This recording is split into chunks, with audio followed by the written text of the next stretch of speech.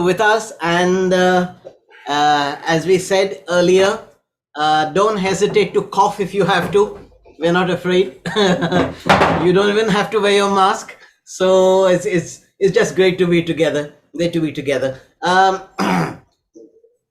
There's been so much of talk about this whole issue of cryptocurrency, Bitcoin, and then we've been hearing about even our government responding, not too sure what to do about it, going forward, going back, and so there's been different kind of responses about it. I found that for the average person like myself, all that I know about it or knew about it was what I heard from social media and snippets of information. And I found that there were, these extreme reactions. There are some people say this is terrible, don't touch Bitcoin. And there are some people who say, oh, it's the solution to the financial problems of the world. And I didn't know what to make of it.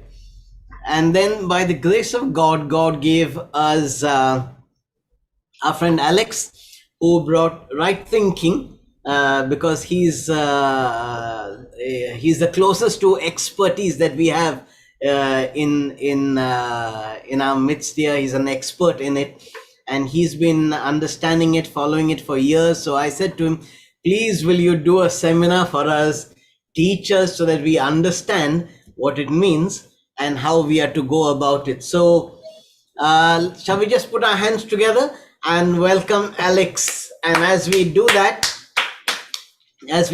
couple of things. If you can keep your video on, that would be great. If you have the bandwidth, do keep your video on. That will be good. If you have problems with bandwidth, at least give us your name. And if there's anybody who doesn't put their name and will not identify themselves, then we will have to remove that person just for safety's sake. Yeah. So great. Over to you, Alex. Very good. So thanks for that. I would probably shy away from being considered an expert, but it is something that I've put a lot of time into over the last 4 years. And particularly when the lockdown started, I had some extra time on my hands. And so I started to research more and more. And as I researched more, my conviction grew. And so my positioning grew and my level of investment increased. And so I've shared what I've understood with a lot of my friends and family, those who would listen and otherwise. And so here we go. So to understand why I and so many people in the world are getting excited about Bitcoin, I think it's helpful to understand the history behind it. It's a little bit like understanding the Bible. When you see the backstory, the historical background of, then the characters and the events that make more sense. So in the same way, when you understand, when you want to understand a new kind of money, it's helpful to understand how we got to our present money and how that money may have gone wrong. And so we're going to start with a bit of a history of money. And here's my slideshow. There we go. Okay. Bitcoin, crypto, and Christianity. So we'll also look a bit into the Word of God, although as you probably have guessed, there's not a tons of scriptures relating directly to Bitcoin. You have to be a little bit interpretive or a little bit creative in applying biblical principles into this question.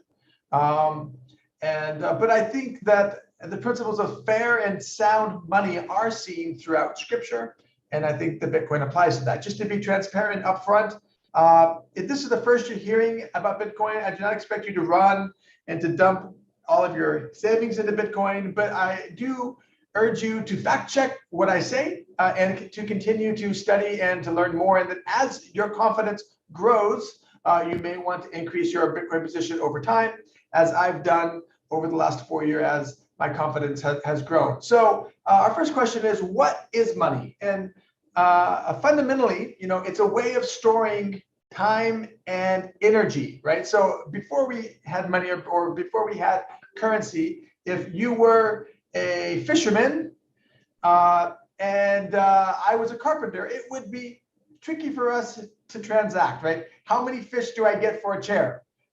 So we started to use money as a representation of the time and the energy that we put into our work. So there are 6 characteristics of money. And the better a form of money it meets these 6 characteristics, the stronger the money it will be. So the first one is durability. Is it long lasting? And one of the advantages of gold, in addition to its scarcity, is that it does not corrode, unlike silver, which does corrode. Okay, and then it's good if money is portable, and that's the main reason why we actually shifted from transacting in gold on a day-to-day basis to transacting on pieces of paper that represent a claim to gold, because it's so much more portable. If I want to buy a house in gold, I need a wheelbarrow or a horse and cart, and it's a big security risk. But if I just give you some pieces of paper that you can redeem the gold at my bank later, that's much easier. So portability is good. Uniformity, the fancy financial word for that is fungibility. That is to say that these two units of money are equal to each other and exchangeable. There's a period in the Roman Empire when they would clip certain coins, or they would mix in lead with their silver and things like that. And so not every coin had the same amount of value, and there was a secondary market on coins. And so that's an example of coins that were not very fungible, but good money has a uniformity that you know exactly what it is you have. And then scarcity is one of the key factors of money. We'll see more of that. That just means having a limited supply. And then acceptability. We're all on the same page. Everyone is willing to accept that kind of money that makes it more useful. And finally, divisibility. If I wanted to, like what if I want a samosa and I'm a carpenter, what can I sell you from my carpentry shop that's worth a samosa, right? So when there's some kind of money that is able to drill down smaller, that is better. All right, so what does money do? It's got 3 main functions. First one is a store value. So keeping with the same example of a fisherman and a carpenter. So when a fisherman has a big day, he has a good catch, maybe he doesn't want to spend all of that at once. Now it's fish, so he's got to sell it right away because it doesn't have a long shelf life. But maybe he wants to store some of the fruit of his labor for other days in the future when he may not have such a good catch, or maybe later on when he retires and he's not capable of producing income the same way. So he wants to store the value of his labor for the future. And the second thing that money does, it is a medium of exchange. So this solves the exchange rate problem between fish and chairs, right? It also allows for specialization, right? So if we have a common medium of exchange to store a value, then the carpenter can transact with the fisherman or with the Bible teacher or with the shoemaker, and the work they do, it has value from a common medium of exchange. And the third function of money is it is a unit of account. This is not only a way of measuring price over time, but also just keeping track of who has stored up how much energy and time. So ideally, the more benefit we provide to society, whether it's through fishing or shoemaking or carpentry, the more money we would be able to accrue, right? If the services and the products that we provide to society are useful, then we should get more money. And if we are less contributing, then we would have less money. And that's how it ought to work in an ideal situation. So that incentivizes hard work and productivity, as long as the money is not corrupted. And that's the key. So what happens when the money supply is corrupted? Well, the whole system starts to get out of balance. Those who do not contribute much to society, they actually find a way to reap the rewards of the hard work of others. And then our savings, which is the representation of our time and money, our savings will lose their value over time. All right, so we're just going to zoom out, go very big picture and very fast. Every bullet, covers 500 years maybe of time, but just to understand the history of money. So in various countries, what we found is that the hardest money becomes the dominant medium of exchange, or so the hardest available money. So what I mean by hard, I mean scarce and difficult to produce, difficult to reproduce, and also durable and long lasting. So the Roman Empire's decline, it directly correlates to the debasement of their denarius. So the treasurer, the Caesars, when they needed to pay soldiers more and they were low on money and the tax revenue wasn't what they wanted it to be, they had a practice of clipping their coins. So this is just not a real Bitcoin, but so they would shave little bits of the coin off. And if you do that from several hundred coins, and those shavings can be melted down and you can make more coins. And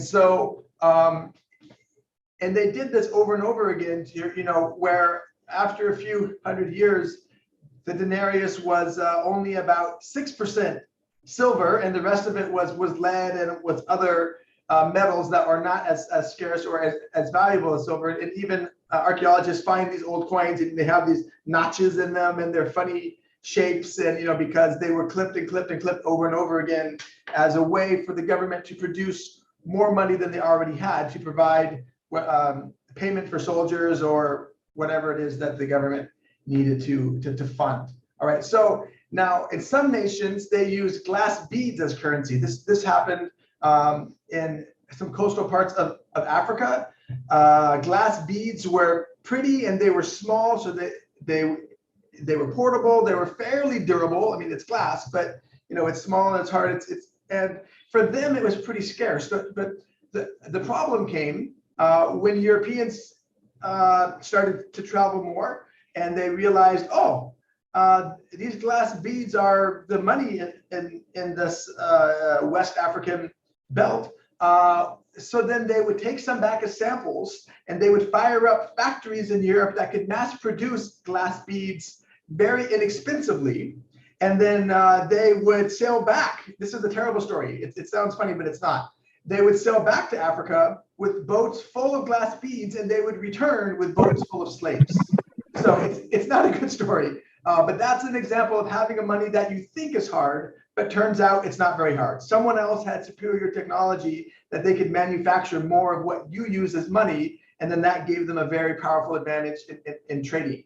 And even so, like in Central Africa, they would use seashells. I think I have one sitting here, not an African seashell. I just happen to have a shell from Goa here. So, when you live hundreds of kilometers away from the sea, a shell, it's a small, pretty thing that is scarce, right? Not many seashells in the middle of Africa. On the coast, it's there.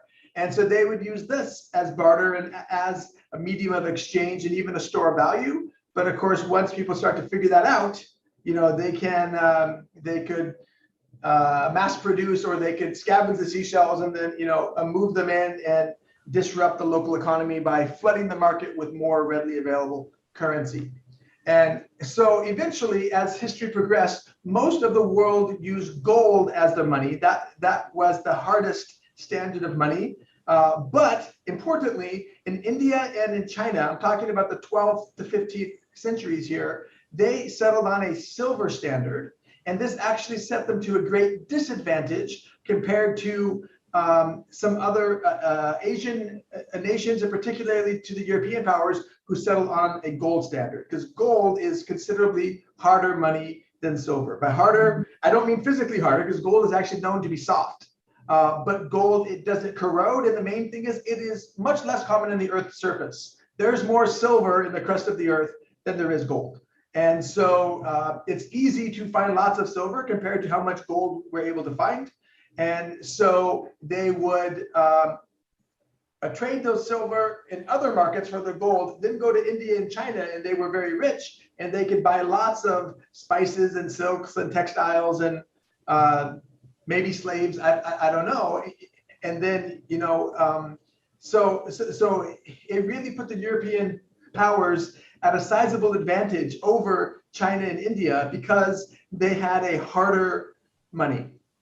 All right, and now we're going to jump way ahead toward modern times. After World War II, there was something called the Bretton Woods Accord. That was in Bretton Woods, New Hampshire. And basically, the US gathered all of the Allied powers, including the Soviets, and they basically said, okay, Europe was completely destroyed during World War II.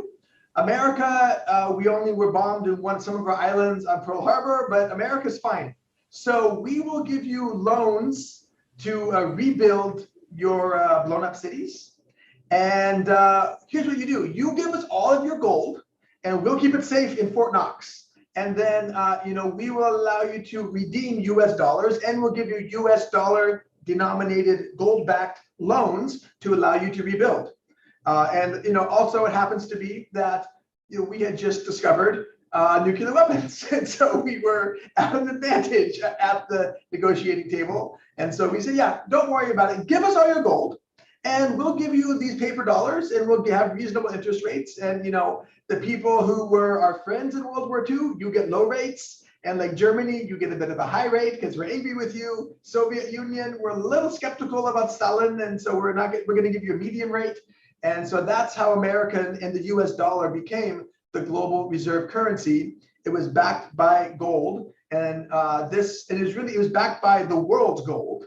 And this was in 1944. Now that lasted not very long.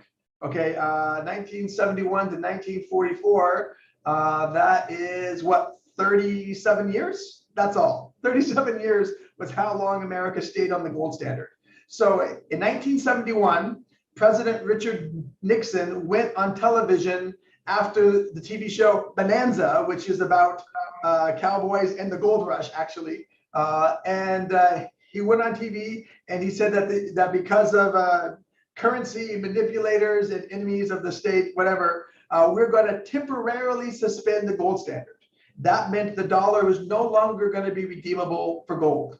So what would happen is actually the French sent a battleship to New York City and said, give us our gold back. And we're like, yeah, no, we'll give you some dollars, but we are going to no longer allow US dollars to be convertible for gold. So, and then shortly thereafter, after the Nixon shock, which basically ended the gold standard. So after that, the petrodollar was born. And I don't want to go too far into that side because it veers a little bit toward a conspiracy theory. But basically, the US had a problem, which was if dollars are not convertible for gold, how do we ensure there's a global demand for dollars to keep our economy strong? And so they made a deal with the Saudis that said, we will allow you to buy US bonds and treasuries on the cheap. And we will also supply you with American weaponry and military tools. If you do one thing for us, you only sell your oil in dollars. And so the Saudis agreed to that.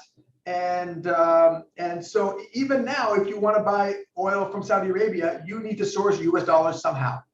And so instead of the gold-based dollar, we have what's known as the petrodollar. What used to be a hard currency became a fiat currency. And so all currencies in the world today are fiat currencies. Fiat is Latin, which means by decree, which basically means based on nothing. And all the currencies that you know of in the world are fiat currencies. Wikipedia says fiat money is a type of money that is not backed by any commodity, such as gold or silver. It derives its value solely from the trust that people place in it. So based on trust or based on faith, you can say. So throughout history, fiat money was sometimes issued by local banks and other institutions. So the problem comes is, and this happens inevitably when governments use a fiat money, is that the government starts to print more money to solve the problems, whether it's to fulfill campaign promises. The government has this,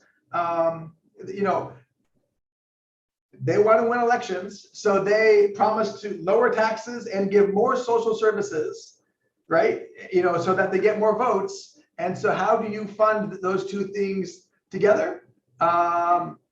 Well, when you control the money printers, it gives you a lot of opportunity.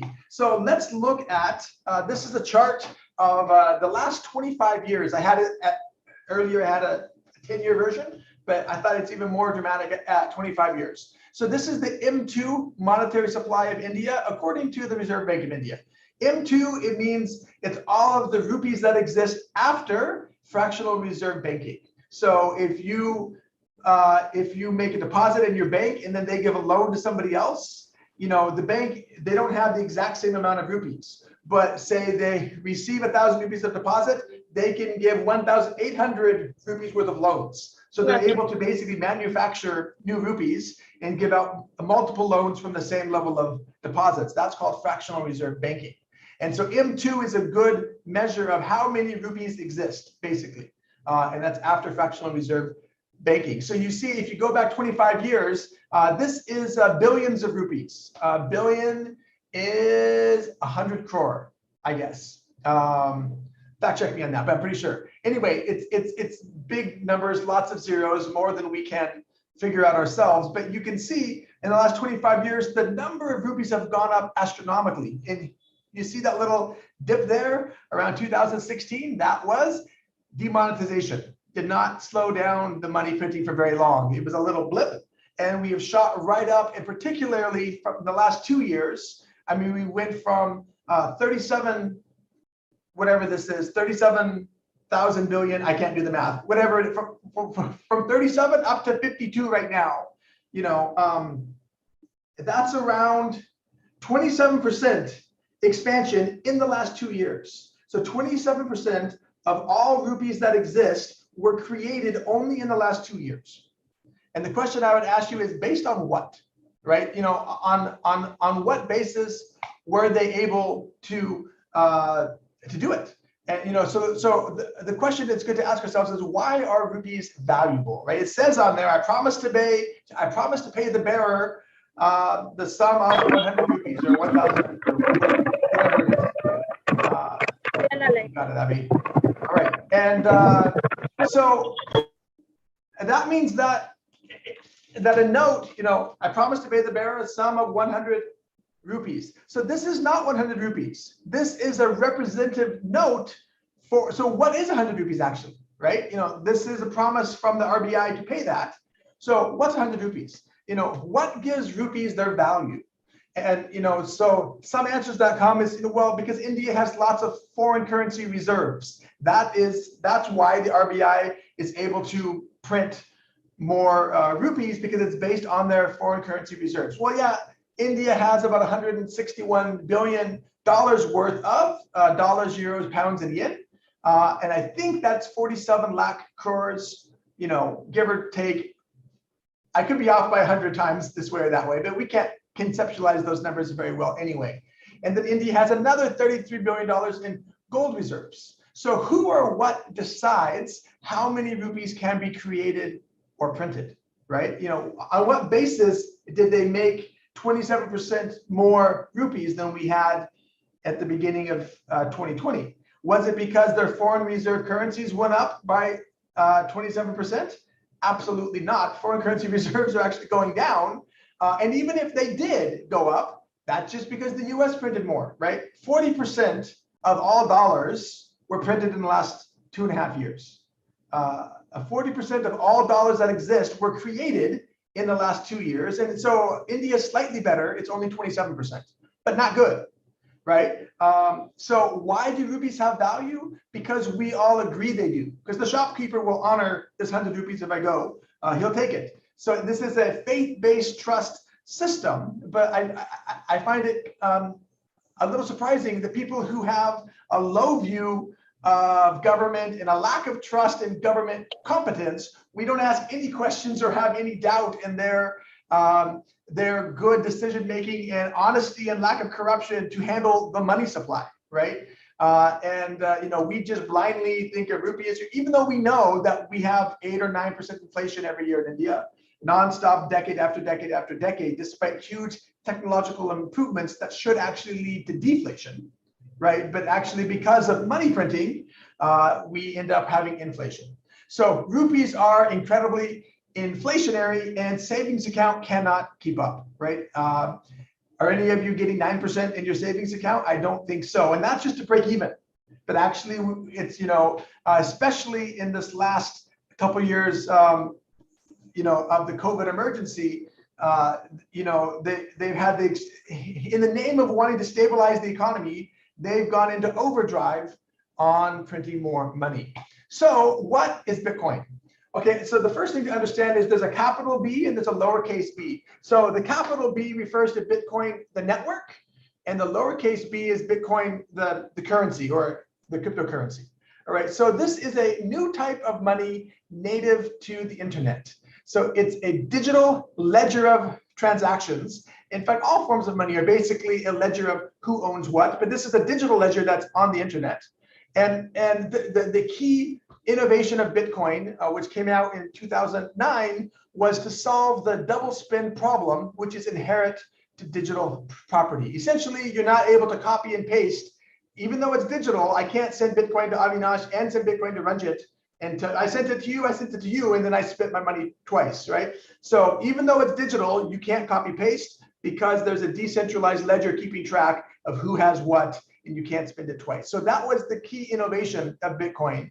It is a super secure, super decentralized network that keeps track of who's got how much money, basically.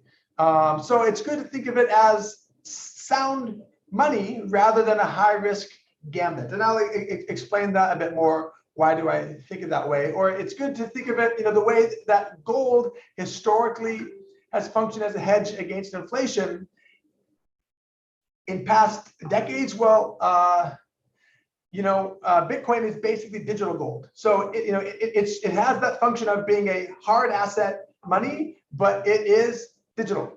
Okay, I need to mute that guy. Mute notifications forever. All right. So now the price of Bitcoin has actually basically followed the number of rupees that exist, right? So this is the price in rupees. It's funny, I started to make this these slides on November 18th, which happens to have been near the all-time high of Bitcoin. So you can see 6 years ago, Bitcoin, to buy one Bitcoin was 55,000 rupees. 1 year later, it went up 10x, and it was 5,78,000, and then it went down, then it went up, then it doubled, and then it tripled. And now, as of today, the price to buy one whole Bitcoin is 33 lakh rupees. The good news is you don't have to buy a whole one. You can buy small amounts of Bitcoin and slowly accumulate more. And I'll explain that a little bit more as you go. So the price of Bitcoin has gone up. And yeah, I just picked an arbitrary date of November 18th, and then I did the math for all of those dates. So there is some volatility in there, but when you zoom out, price goes up. Just like when you zoom out, monetary supply, the M2 supply of rupees just goes up fast. And so this is to account for that. So let's look a little bit. What does the Bible say? Does God care about money? So obviously we're not to love money.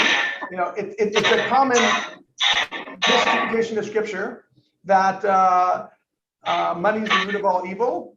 That's not what the Bible teaches. The Bible teaches the love of money is the root of all kinds of evil. So not all evil, but all kinds of evil. And it's the love of money. So we're not to love it, but transparent, honest, non-inflationary currency is the modern equivalent of just scales. Okay, so here on the scripture on the right, it says, dishonest scales are an abomination to the Lord, but a just weight is his delight.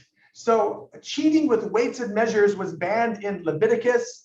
And in fact, Deuteronomy has a passage that prohibits having two sets of weights, the honest weights and the dishonest weights. And then we see it in Hosea and in Micah, which they both denounce wicked scales. So God hates it when you try to cheat with money because it's dishonest and it's manipulative and it exploits the poor. So what happens when our national currency, our legal tender that we have, is itself a dishonest scale, right? When the government prints 27% without asking us or informing us, and so they are essentially devaluing your savings and your can you get that?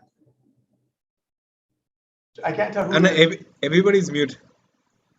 I don't know where is it coming from. That's so strange. All right. Really weird. All right, so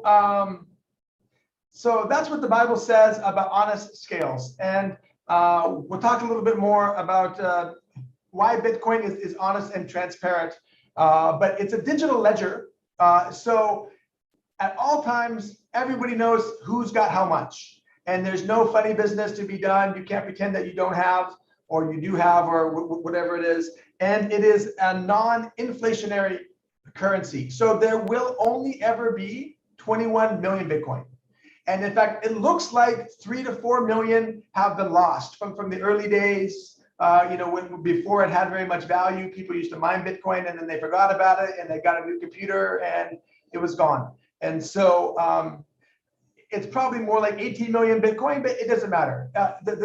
The main point is there is a fixed supply of Bitcoin, which is not something you can say about any fiat currency, right? The government can and will print more money when they feel like it, or when they have pressure to do so. Such a strange noise. All right. So what about the mark of the beast? Okay, could Bitcoin be the mark of the beast? Well, we already have a global reserve currency. That's the US dollar. I don't think that's the mark of the beast. Personally, I don't believe that there is a single mark of the beast that is coming in the future. Rather, it is symbolic of the culture turning against God. And in fact, I would encourage you to check the accuracy rate of those who guess the Antichrist and they point out the mark of the beast. Over time, they have a 0% accuracy, right? They might give an argument. This is why we think this, or this is the Antichrist, or that's the mark of the beast. But when in doubt, zoom out, and you're going to find they're wrong every time. Their hermeneutics are broken, and you should not listen to them. All right. In fact, but maybe I'm wrong. Maybe there is going to be a literal mark of the beast. I would suggest it is a CBDC, central bank digital currency. Oh, I spelled it wrong. CBDC, central bank digital currency, which is what China is developing, and they have integrated it with their social credit score system, and that actually fits the description of the mark of the beast much better. So in China, if you tweet something negative about the government, of course you can't because there's no Twitter in China. But if you say something on social media critical of the government, they will lower your social credit score. And if their facial recognition cameras catch you at a protest someplace, your score gets lowered. Or if they catch you jaywalking and the camera does that, that's another thing that can lower your social credit score, and that can limit what you can buy, what you can spend your money on. It's digital money, which the government controls, and they can say this person is a troublemaker. He can no longer buy airplane tickets or train tickets, and so I think I don't think there's going to be a literal mark of the beast. But if there is, it's going to be the one controlled by an anti-God government to watch everything you do and to monitor you. In fact, I just heard something quite surprising. China monitors some Muslims, and if, say you're from a Muslim family, but you used to buy alcohol and tobacco, and suddenly you stop buying that. Well, because they have a digital currency, they monitor your spending habits. And if you stop buying those things, they think, oh, this fellow's become radicalized. Now he's a devout Muslim and we have to be careful about him. And so this is the kind of control that we don't really want the government to have over our money. And I am not enthusiastic about central bank digital currencies. They are not cryptocurrencies. They're just a slight variation of fiat currency. There's no limit on how many of them the government can produce, but it just gives them more control over their citizenry, and it's something that we should be cautious of. Is it the mark of the beast? I don't know. I don't think so, but eschatology is hard. I'm not sure. All right, so how does Bitcoin rank as money? When we look at the same 6 characteristics of money that we talked about earlier, durability. Well, the blockchain is immutable. Every 10 minutes, there's a new block, and the transactions that were sent in that time, they are fixed in stone. And no government, no supercomputing farm at Google can reverse those transactions or disrupt the block, because there are millions of computers decentralized all around the world keeping track of the ledger. I have one of those small computers sitting on my desk keeping track of the blockchain all the time. It's like a little Raspberry Pi. It uses 5 watts of power, and there's a hard drive attached to it, and it's, it has the whole blockchain stored on there. That is a node. And so the blockchain is immutable. It's very durable. Many governments have banned Bitcoin before, and it might see a little dip in the price, and then it just keeps on going up over time. And usually the governments realize, oh, we are missing out on a big opportunity. We should unban it, and they go back and forth. I think China has banned Bitcoin 6 times. They ban it, then they unban it. I think they unban it just so they can ban it again. It's a funny game we play with them, but 6 times is a bit crazy. All right, is it portable? Well, it is native to the internet. So anywhere you've got internet access, you can send and receive Bitcoin. So it works worldwide. And what about uniformity or fungibility? Well, all Bitcoin are equal to each other. So yes, it scores very high on that. What about limited supply, scarcity? It's the best currency that way. There will only ever be 21 million Bitcoin, and the supply of new Bitcoin halves every 4 years. So today, 900 new Bitcoin will be mined by a distributed network of computers all around the world. So, like, I don't know how many lakhs of computers are crunching the numbers of the algorithm to, solve the Bitcoin equation, which goes up and down in difficulty according to the hash rate demands, how many computers are doing it. But every day right now, they get 900 new Bitcoin into the market. Around 2 years from now, that number is going to become 450 a day. 4 years after that, it's going to become 225. Then 112.5. Every 4 years, the supply of new Bitcoin goes down by half. So so the supply is going down exponentially. And so the other part of the equation is what is going to be the demand. And we'll look at that on the next slide. But so right now, gold is slightly more scarce than Bitcoin today. But after the next halving, that will change, and Bitcoin will become even more scarce. So right now with gold, the total supply of gold globally increases. It's quite steady, between 2 and 2.5%. If the price of gold rises, then more money goes to the gold mining companies, and they mine more gold, and then the supply goes up and the price stabilizes. So right now, gold expands at about a rate of 2 to 2.5%. I mean, that's been steady for the last 60 years. But Bitcoin, so right now it's expanding about 3% a year. But after the next halving, which will be 2 years from now, then Bitcoin will be going up even at a slower rate than gold, and it will become more scarce. And finally, number 5 out of 6 is acceptability. Okay, so Bitcoin is already legal tender in the Central American nation of El Salvador. The US and India have both said they plan to regulate, not to ban Bitcoin. Now, the USD is a more acceptable currency than Bitcoin today, but that's changing. Bitcoin is catching up quickly. I expect that this year, several other countries will adopt it as a legal tender. For clarity's sake, El Salvador, they don't have their own fiat currency. They use the US dollar, and now they use the dollar and Bitcoin together. So you can buy your Starbucks in either Bitcoin or dollars in El Salvador. All right, and then divisibility. This is important. Each Bitcoin is divisible into 10 crore Satoshis.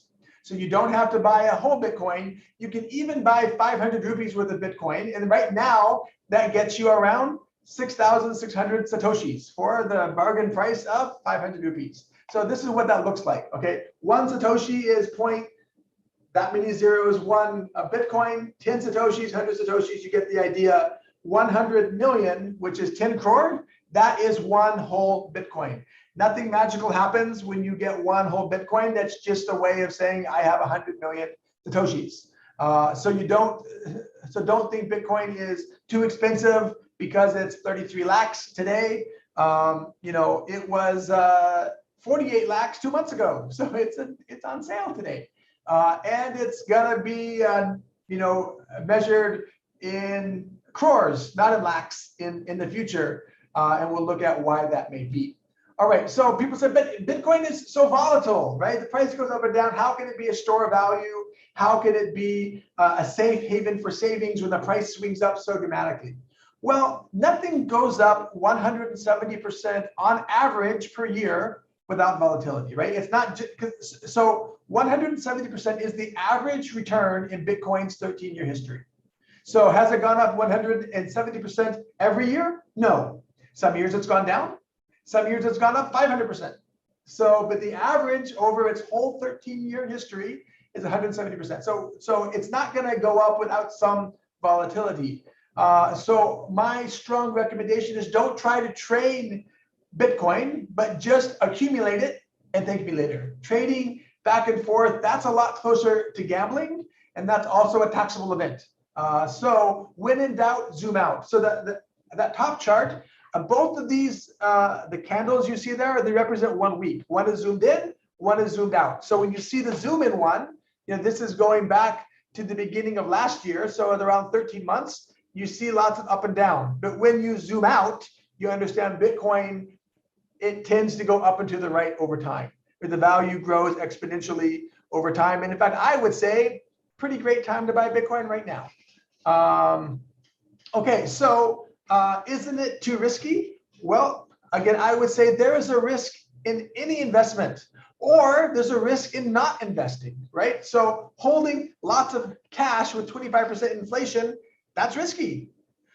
So to me, having zero exposure to the internet money of the future, that's a risk.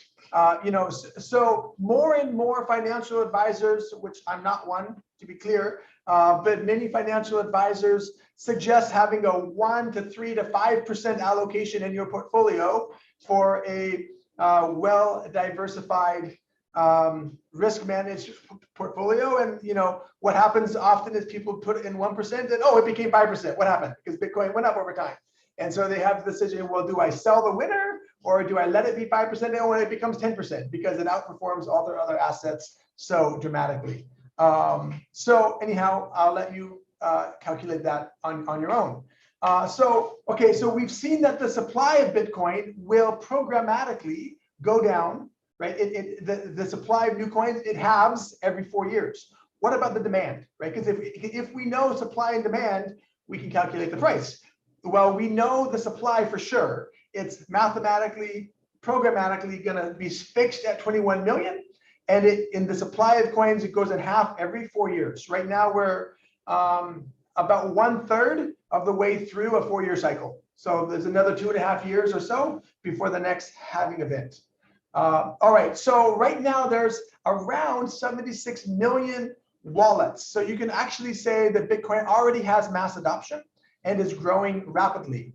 And 43% of those wallets were created in the past year, suggesting parabolic growth. And so the best comparison that we have for the exponential growth of Bitcoin is the internet, right? So back in the late 90s and early 2000s, the number of internet users was growing super rapidly. And if you map the Bitcoin growth to the internet growth that we saw in that period of time, we're about 1998. Okay, that's, I started using the internet in 1995. I was an early adopter, and now it's 1998, except for Bitcoin is growing faster than internet usage ever grew in any period of time. Why is there so much adoption? Why is there so much demand for Bitcoin? Well, as we saw, fiat currencies are being printed wildly in many countries.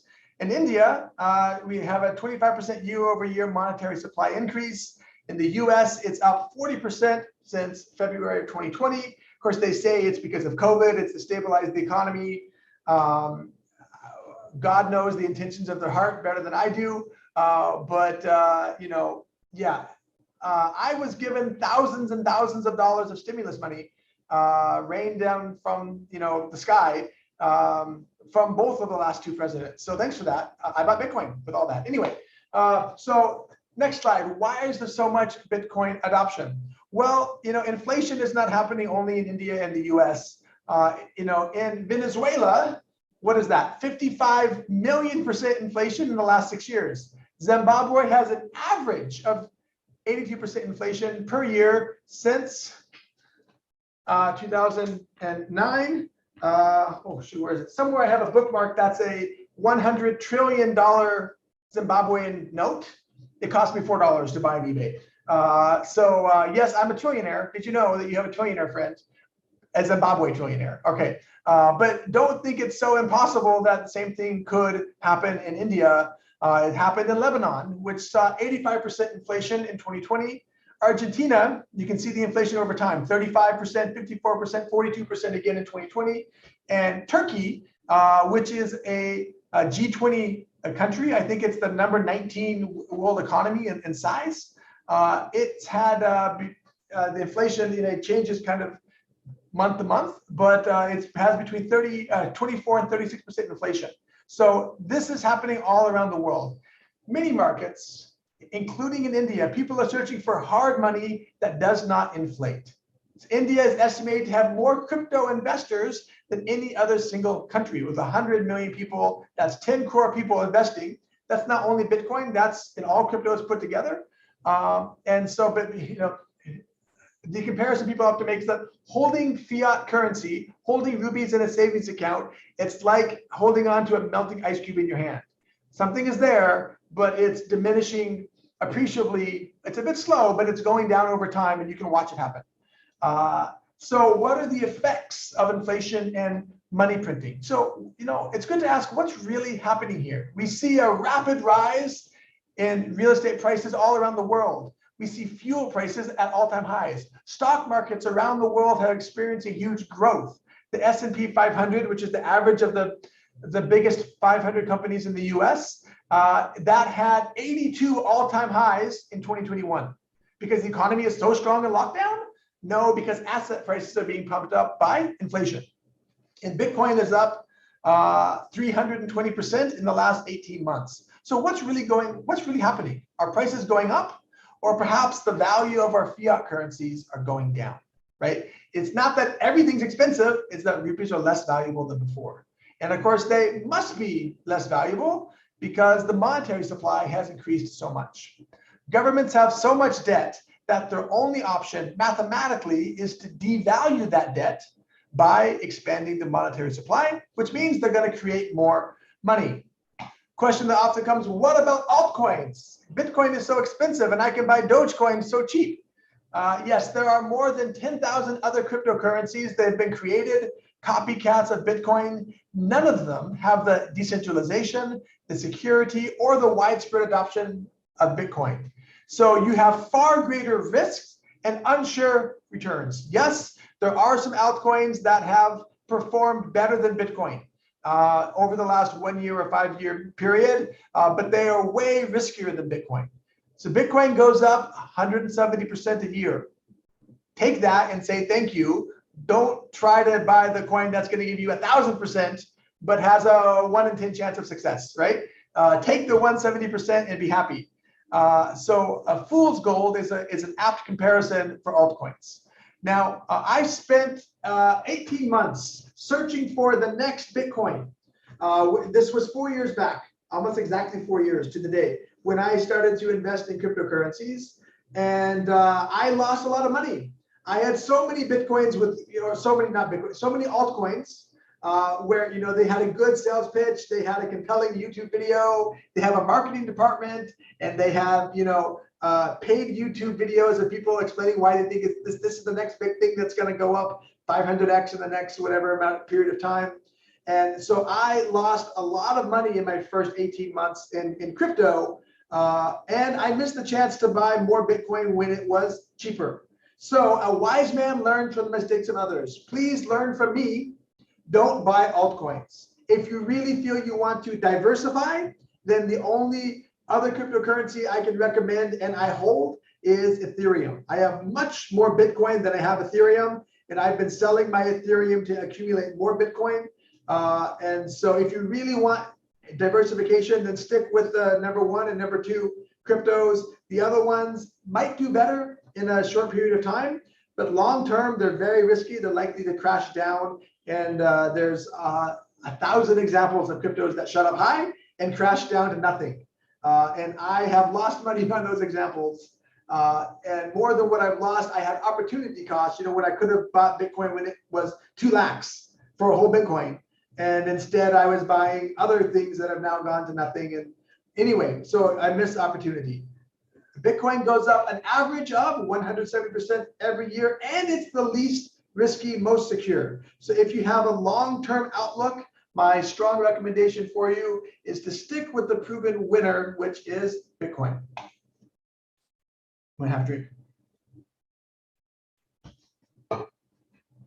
All right, what should you do? Well, you know, the biblical principles of getting out of debt still apply, even in this world of fiat money printing and everything else. And you know, it's also wisdom to have savings, right? You know, whether it's 1 to 3 months worth of your monthly expenses, you know, you should have some savings for emergencies. Because if you put all your savings in Bitcoin, and if you have an emergency and you need that money fast, what's the rate of Bitcoin on that day? It could be high, it could be low. And so you do want to keep some fiat savings, some rupee savings. But then once you get to this base level where you are out of debt and you have an emergency fund, my recommendation, or at least what I do, is I put my monthly savings into Bitcoin. So to be clear, I'm not a financial advisor. I'm not here to give financial advice. I can tell you what I've done and why. All right. So what should I do? Well, what do? So I think of Bitcoin as a savings technology rather than an investment. So I hold as little fiat as possible. I keep it for emergencies and of course for a month-to-month expenses. But I don't keep extra fiat. In fact, as my conviction rose higher, I would sell. I would convert my long-term dollar savings into long-term Bitcoin savings. Means I went to my savings account, which was getting me 0.08% interest, right? Like a joke interest in a year, and I bought Bitcoin with that, you know, and it's up 700% from when I did that. And is it going to go up 700% for you? I don't know. Eventually, yes. I don't know when it will do that. So, but as my conviction grew, I still have savings, but most of my savings, I realize I'm losing more than I'm gaining in dollars. So let me save in Bitcoin. So traditional cash savings no longer work. Interest rates are too low. The monetary supply is inflated so much that my purchasing power goes down quickly. So the old idea of if you save and you let compound interest work in your favor, it just doesn't compound fast enough compared to the government printing 27% new rupees in a year. You can't compound your interest fast enough to keep up with government debasement of your currency. So you need to do something else. You need to be an investor, but I think of Bitcoin as a savings rather than an investment.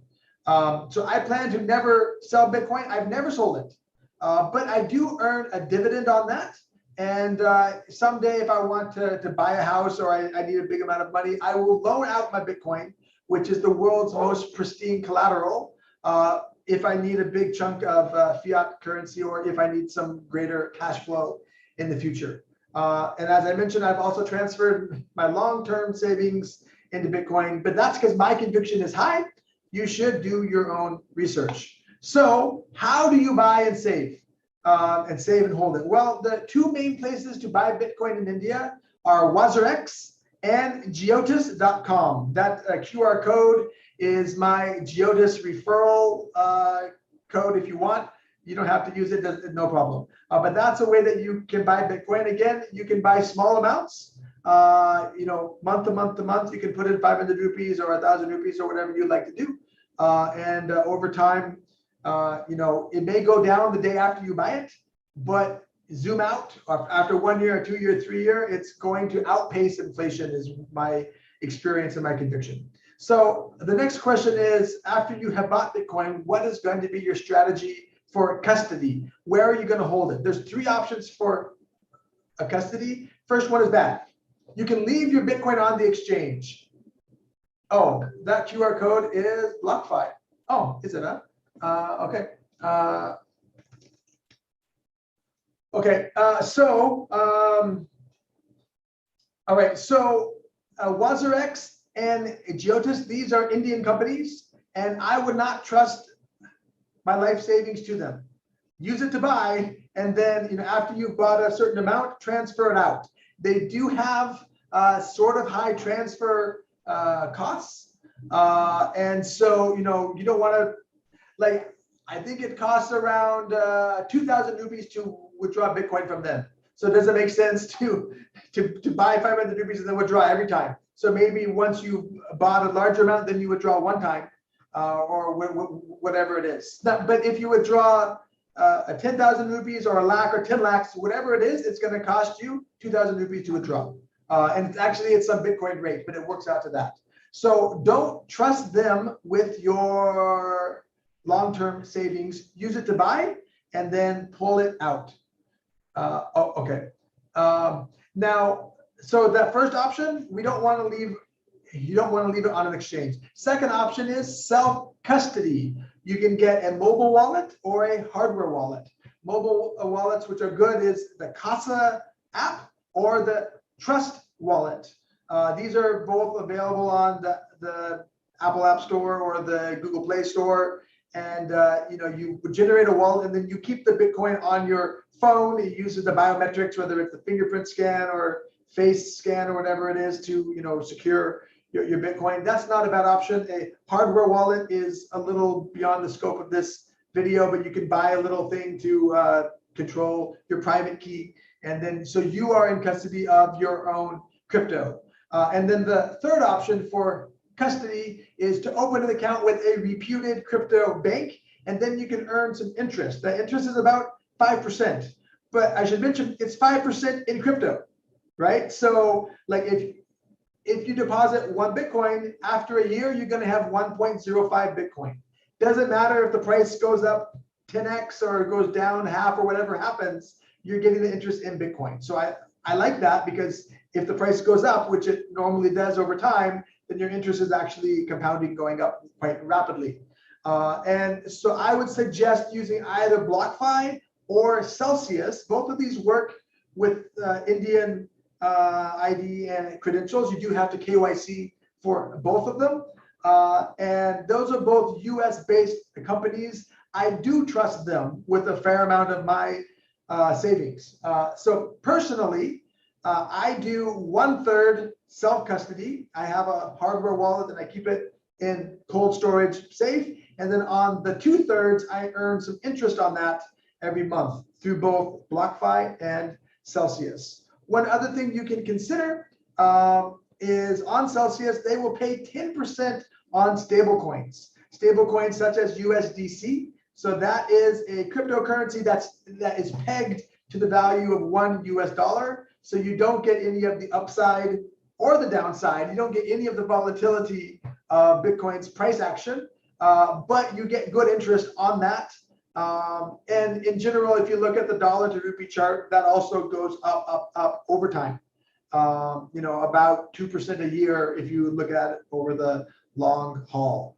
I think when I came to India, it was about 40 rupees to $1. It went down to 37. Those were terrible days for me in around 2006. And then it's gone up to 77, I think, briefly. Now it's about 74. So it does, the rupee is losing its value even more rapidly than the dollar, but cash is trash. And that's true for both of them. We need it to live, but as a savings mechanism, cash is trash.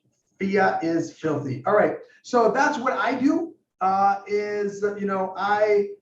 save every month with my excess cash flows that I want to sweep into savings. I buy a little bit of Bitcoin every month. And then I put some of it into, now actually I put most of it into the self-custody. I'm just growing my cold storage solution over time. This is my last slide. So what are the next steps? What are here's some resources for you. 21lessons.com is a good way to learn more about Bitcoin. The best book I can recommend is called Thank God for Bitcoin. It's a Christian perspective on Bitcoin. In fact, if you sign up for a free trial of Kindle Unlimited from Amazon, then the book is free. You get 1 month for free. So you read the book within the month and you don't pay anything.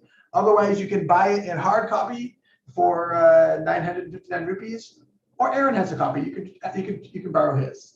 And in terms of learning more, my favorite resource is YouTube. The QR code is to an Anthony Pompliano video. He's doing a talk similar to this talk, probably a little better than my talk. He's a professional YouTube Bitcoin talker. But so there's him, Dan Held, Preston Pish. The Sailor series hosted by Robert Breedlove are very good resources to go deep and learn more about Bitcoin. And probably the best textbook, the one resource to beat all resources is the Bitcoin Standard by a Palestinian gentleman named Safety Namus. And if you really want to get serious about it, that's your guy. So now we're going to take some questions, I think. I am ready. Aaron, I am ready. If there's any questions, maybe, I think the best is if you chat the questions so we don't have audio conflicts. So you can do it in the YouTube comments or in the Zoom video. I think we are in both places. And I will try my best to answer.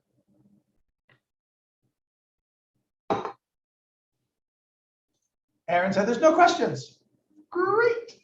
Are there any questions? Now's your time.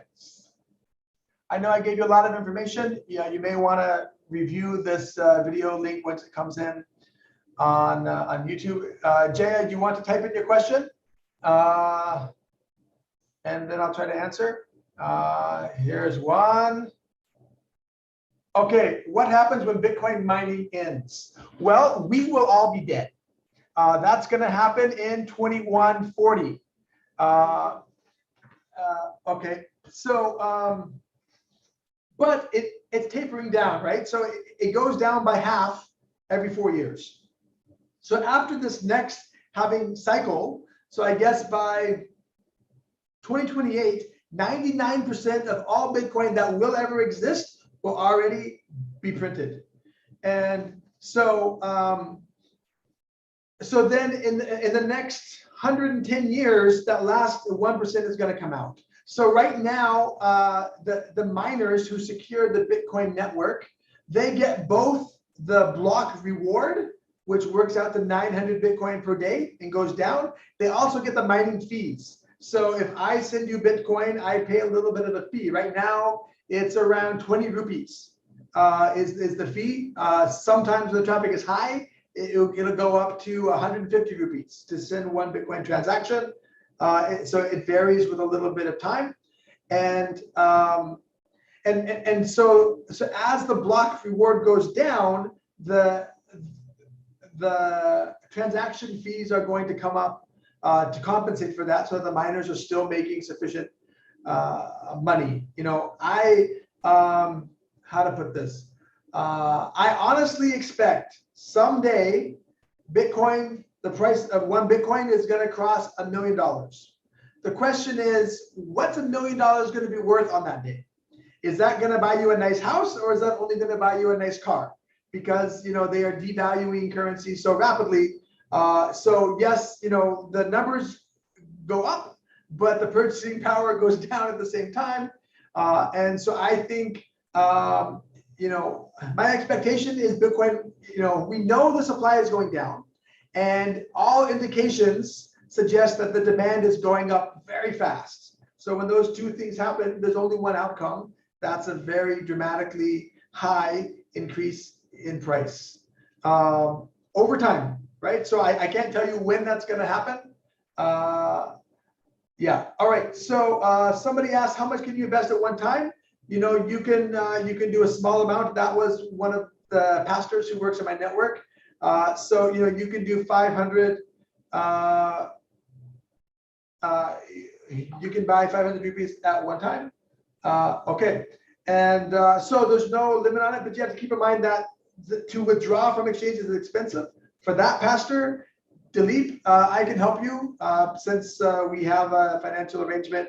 I can help you a bit on that side to avoid those big exchange fees. Okay, what's the difference between Bitcoin and NFT? NFT is a non-fungible token, and it is not really like Bitcoin at all. That is like a digital way to buy art. So basically, yeah, that is highly speculative. It has nothing to do with the fixed monetary supply of Bitcoin. And I know it's a very popular thing these days, and some people are making money. I think a lot of people are going to get stuck holding the bag on that. Where they are buying a piece of art. Maybe it's a picture of a frog or something, like a JPEG of a frog. And even though anybody can copy and paste the frog, but the blockchain says that this guy owns the frog, even though I can copy and paste an exact copy of it. So is there value in that art? Some people think so, but many people are just speculating on frog JPEGs, thinking that someone else is going to buy it for me for more money after 2 weeks. And so, that is highly speculative. If you are an expert art appraiser, good luck with NFTs. I do not buy NFTs because people can make more. And yeah, that is none of the principles that apply to Bitcoin apply to NFTs. So they're both digital, they're both on the blockchain, but that is art speculating, not sound money investing. Okay, what happens if I lose my phone or I lose access to the phone? So when you set up a new Bitcoin wallet, it asks you to write down your 12 or 18 or 24 word recovery phrase, and you need to keep that safe. If you lose both the recovery words and your mobile, then your crypto would be gone. So you may want to keep them in different places, or maybe you want to laminate that piece of paper, or take good care of it. One option is to say there's a 12-word phrase, so you email 11 of those words to somebody who you trust, a family member or someone you trust, and then you remember the 12th word in your brain, and then you have an extra backup just in case something happens. And is it the first word out of 12? Is it the last word? Is it the seventh word? Whatever, it's in your brain. All right. So yeah, you want to be. I would say a mobile phone wallet. Like think of it as your real wallet. How much cash would you feel comfortable carrying around with you? I think you can do a little more than that in your phone, but I wouldn't put my whole life savings, in a cell phone wallet, because there is some level of risk there. If you have a significant amount of money, I think you want to either get a hardware wallet that you keep safe, or you want to use one of those trusted crypto banks like BlockFi. I would not trust my life savings to an Indian exchange, because sometimes this is even happened in Canada. There was an exchange that got hacked, and the guy, in fact, and they shut down, and they kept all the funds. And in fact, the owner died, and he apparently died in India, and they came up with a death certificate. Probably cost him, 3,000 or 4,000 rupees, and now the guy's dead, and all the crypto just vanished. So you want to be careful when keeping your savings on an exchange. That's why I don't recommend doing that. Do people involved in day trading Bitcoin? Absolutely. Degenerate gambling junkies do that. I do not recommend it. I've tried, and I'm kind of good at it, but you see how gray my hair is? Just imagine if I had never done that. So the problem is, for me, the reason why I don't do it is because I'm eating dinner and I'm checking the phone out of one eye and I'm stressing about it, and my quality of life is terrible. And usually what happens is, I win 5 times and I lose big on the 6th one. And so that is a terrible way to live, and it's risky. And the best thing to do is just buy a little bit week by week or month by month and treat it as a savings, not as a speculative trading. How to manage too much up and down. Don't sell it. That's how I manage the too much up and down. I just buy. When its price is high, I buy less. When the price is low, I buy more. And so, when the price crashes, I don't panic and freak out. I think, wow, this is a good chance to buy Bitcoin on sale today. And so I'll maybe do a little bit more than I did the previous month when the price was high. And I thought, yeah, I don't feel like buying it 5% away from the all-time high. But 2 months later, when it's down 30%, okay, I'll buy a little bit more. And it's a slow and steady accumulation game. All right, how we doing? Any more questions?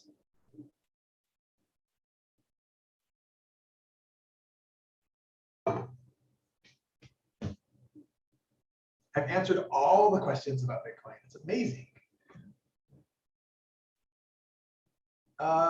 So it is best to buy and hold. Yeah, that's what I recommend. And you know, like I don't even think of it as buying an investment. I think of it as savings. You know, I convert my soft money dollars into hard money, which is Bitcoin, and then I save it there.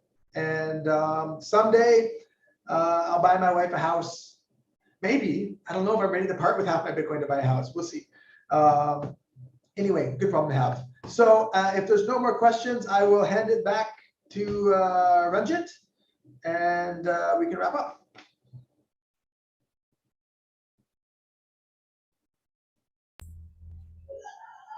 Fantastic.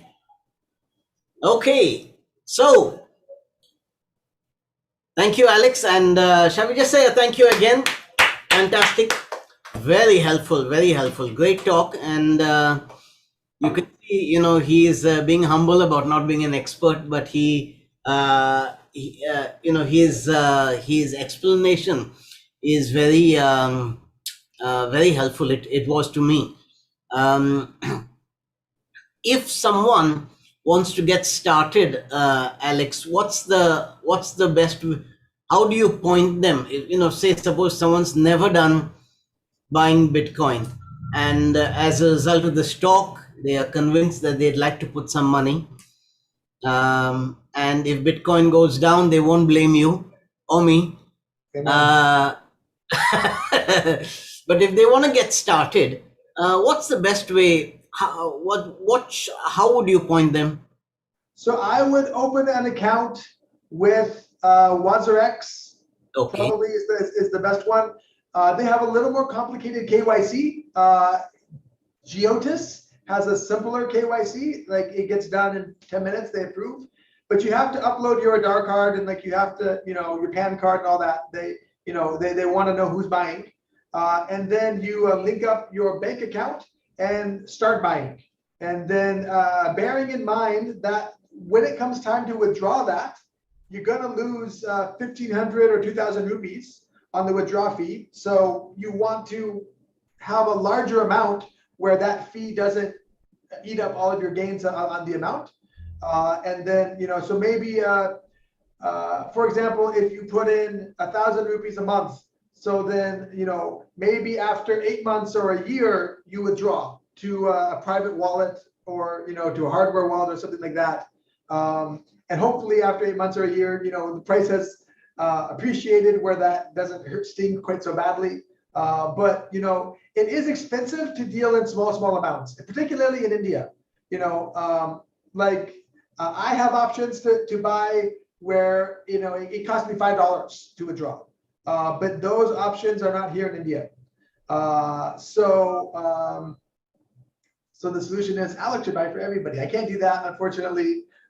You know, if you want to buy 500 rupees, you put 500 rupees in my hand, I will send you 500 rupees worth of Bitcoin.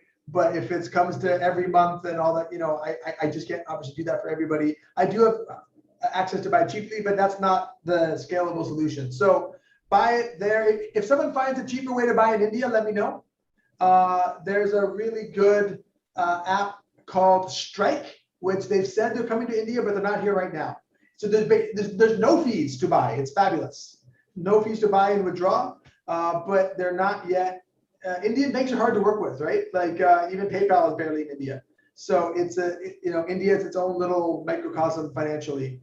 I hope there's going to be a cheap way to buy small amounts in India. Right now, there's not. I mean, you can buy whatever you want, but because they take a lot when you withdraw, that's what makes it less attractive. So that's what I would do. Open an account, start buying every month, and then take it out once you have a chunk that makes sense to take out. Okay, Excellent. And you said that if you're taking it out, put it either in a software wallet or in one of those crypto banks that you recommended. Yeah, or if it's a big amount of money, then it makes sense to buy a hardware wallet. They cost, between 6,000 rupees and a little bit more than that. But if you're dealing with a big chunk of money, it's worth it to have a hardware wallet. Cold Card is one that I use. I also have a Ledger, Ledger Nano S, and so that's another good secure way to keep your Bitcoin safe. And again, if you lose the wallet, you have the backup passphrase. So you've got two options there. Okay. So Avinash, I hope you got that. Make sure you're getting your hardware wallet. But great. I think we'll, if there's no more questions, we'll end. And Alex, once again, thank you so much. We are so grateful to you. Let's just pray. Now let's pray and ask the Lord to be with us. Lord, we are so grateful. We thank you for this evening. It's been so informative, but also there's been wisdom that we've received from Alex. We thank you for him.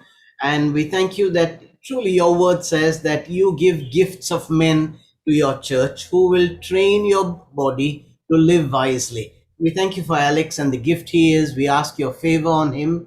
And we pray for all of us that in this whole area of handling money wisely, you will give us the wisdom we need to earn well and to invest well and to give well. We ask in Jesus'